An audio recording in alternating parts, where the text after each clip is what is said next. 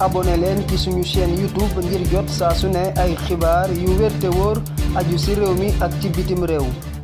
kaay yeeg Mamadou Mouhamed Ndiaye. jërë ngeen jëf garde des sceaux ministre de la justice moo xëy ak moo journal yi tey yéene kay boo xool fekk ko fa moom maître Aïssata Tall Sall bi l'Observateur ñëwaan na ak ñun ci lu yaatu ci conférence de presse bi maître Aïssata Tall Sall gonte woon démb doon ci indi ay leeral ak gindi ci li waral libération yu bari ñu nemmeeku ci réew mi fan yi baat bi ñu bari di wax mu di détenu politique yéene kay bi nee nañu maître Aïssata Tall Sall dàq na ko nee na détenu politique amul ci réew mi nee na jekku ñu jekk rek di libéré nit ñi ci suñ coobare bopp baa ñu lal ko ci mbiri politique moom maître Aïssata Tall Sall leeral na fa démb ne ñu bàyyi ñu dellu seeni kër ay liberté provisoire la ñu amee képp ku ci justice bi soxlawaat dalay woolu lu jëm ci libération bu Ousmane Sonko ak bu Bassirou Diomaye Faye garde des sceaux ministre de la justice maître Aïssata Tall Sall nee na lu nekk mën na caa nekk lépp mi ngi aju ci éléments yi nekk ci dossier bi dossier beneen mu di boobu Ngagne Demba Touré mi dawoon génn réew mi ndax doon bañ ko jàpp te dellu si ci réew mi bu yàggul ministre bi nee na mandat dara yi gàlle ci ndoddam bu ñu ca toll dañu koy jëfe li mu doon def démb mu di ab conférence de presse ak la mu fa wax Sud Quotidien mode éclairage da ko tudd journal bi nee na ñuit ministre bi nee na ñetti téeméeri détenu ak ñeent fukk ak ñeent la ñu jot a libéré gum am na yeneen ñaari téeméer ak juróom-ñaar fukk ak ñaar di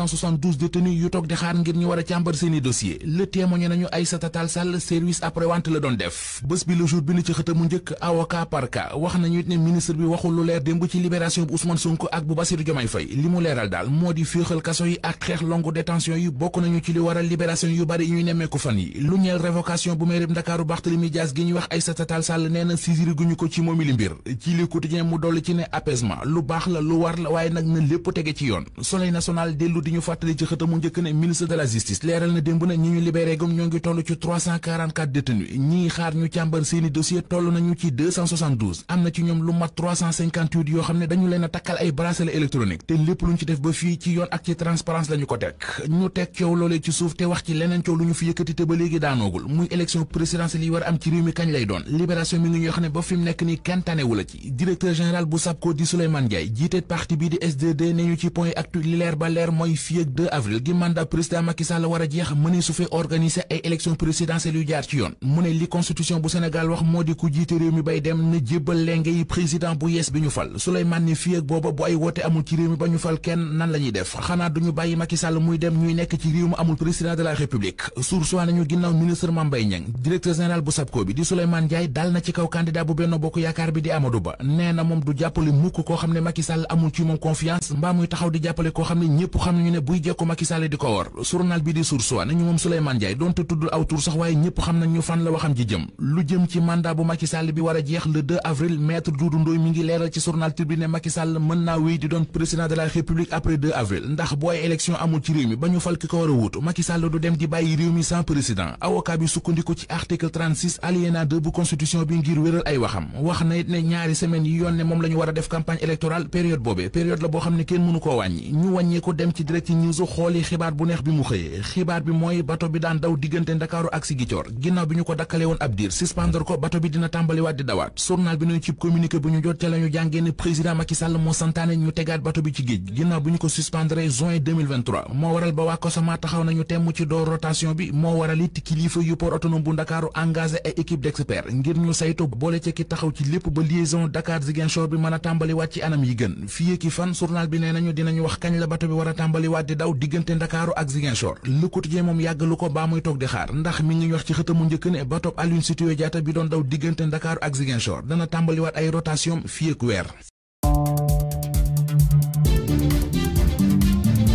SeneInfo International. SeneInfo International.